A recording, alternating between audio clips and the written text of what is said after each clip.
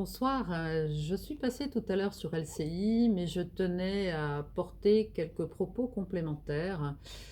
En effet, je vous parle de la région Grand Est. Cette région est particulièrement impactée depuis le début de la crise et les hôpitaux, aujourd'hui, sont encore totalement saturés.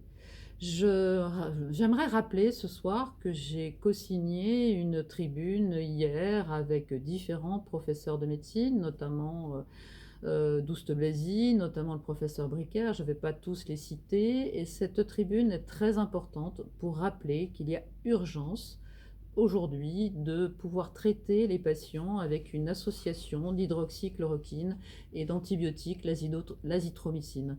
Je fais partie d'un petit collectif de médecins qui, depuis 2 semaines environ, essaye de convaincre la Direction générale de la santé et le ministère de la Santé, le ministre Olivier Véran, qui ont pris des dispositions pour limiter l'usage de l'hydroxychloroquine uniquement pour les patients gravement atteints et qui sont en réanimation. On sait aujourd'hui, à la fois par les études menées par le professeur Raoult, mais aussi toutes les études qui nous viennent de Chine et d'autres pays encore, que cette association médicamenteuse, plus on la donne tôt, plus elle est efficace. Et ça permettrait aussi d'éviter en effet que les patients décompensent sur le plan respiratoire au 6e ou au 7e jour et soient obligés de rester à l'hôpital. Nous souhaitons que ce médicament puisse être administré par les médecins hospitaliers, en tout cas qu'il soit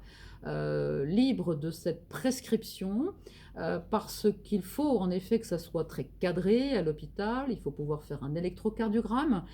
J'aimerais quand même rappeler que c'est un médicament qui est connu depuis très longtemps, depuis plus de 35 ans, que c'est un médicament qui est prescrit aujourd'hui pour des pathologies particulières comme la polyarthrite rhumatoïde et le lupus à peu près 80 000 patients en France, et que c'est un médicament qui certes peut présenter des effets secondaires, mais quand on prend ce médicament sur un très long terme. Or là, pour le Covid, il s'agit de prendre ce médicament uniquement 8 jours.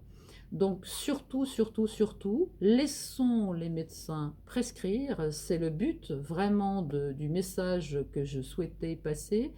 Un petit appel à mes confrères médecins qui peut-être se seraient auto-prescrits de la chloroquine pour qu'ils puissent aller sur le site stopcovid19.today.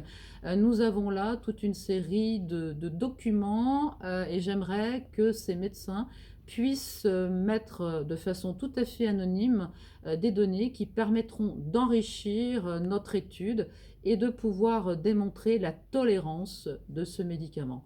Je vous souhaite à toutes et à tous une bonne soirée et ensemble, pas de polémique, surtout pas de polémique, mais que nous puissions à nouveau faire confiance aux médecins, qu'ils soient libres de leur prescription. Bonsoir.